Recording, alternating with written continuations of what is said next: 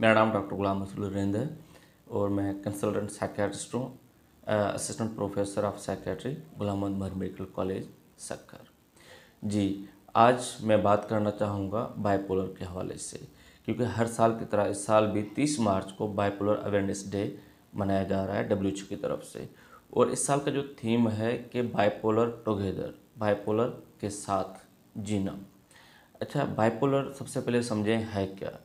देखिए, बाइपोलर एक ज़हनी बीमारी है, एक नफ्सियाती बीमारी है, जैसे आम बीमारी होती हैं ब्लड प्रेशर या शुगर। अच्छा, नफ्सियात का सुन के लोग घबरा जाते हैं कि कोई पेशेंट इस तरह होगा, मार धाड़ या लड़ाई या इस तरह। ऐसा नहीं है। नफ्सियात हमारे जो है उठना बैठना, बात करना और पढ़ने का तरीका और एक दूसरे से जो पेश आने का है, यही हमारे रोज़मर्रा की ज़िंदगी का हिस्सा है।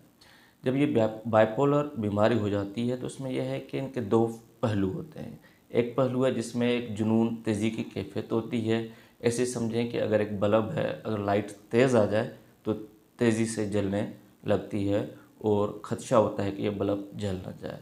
और दूसरा पहलू होता है कि कुछ अरसे के बाद ये मरीज़ बिल्कुल ठीक हो जाते हैं और फिर दोबारा एक ऐसा पहलू आता है जिससे कि बिल्कुल उदास, मायूस और जैसे दिलचस्पियाँ कम हो जाती हैं पहले की निस्बत। इनका मुशाबत फिर अगर दोबारा बल्ब से दें, अगर लाइट डिम आने लगे तो बल्ब बिल्कुल डिम जल रहा होता है, वो जैसे कि लाइट हमारे काम की नहीं होती।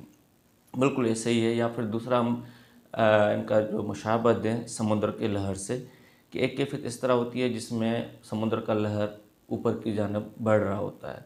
फिर एक कैफियत इस तरह होती है कि ये लहर बिल्कुल एक खड्डा जैसे बना रहा है कि नीचे जा रहा होता है। और फिर एक वक्त इस तरह आता है कि ये बिल्कुल थम जाता है और सतह बराबर होता है। तो बाइपोलर भी इस तरह ही है कि कुछ अरसे के लिए बीमार रहते हैं, तेज़ी की तरफ, जुनून की तरफ, और कुछ अरसे के लिए बिल्कुल ठीक हो जाते हैं। फिर एक दौरान आता है कि जिसमें बहुत उदास, मायूस और खुदकशी के सोच आते हैं। ठीक है। अच्छा, इनके लिए ज़रूरी है कि इस बीमारी को हमें अब कबूल करना चाहिए कि ये बीमारी है, और जैसे आम बीमारी है ब्लड प्रेशर, शुगर या दस्त, उनका इलाज है, बिल्कुल इस तरह इनका इलाज करना चाहिए। इनके लिए एक बहुत ज़रूरी बात यह है कि जैसे मैंने बताया कि बीमारी एक बार हो गई तो दोबारा अक्सर ये आ जाती है। तो उनके लिए ज़रूरी है कि उनके रोकथाम के लिए हमें कुछ इक़दाम उठाने चाहिए।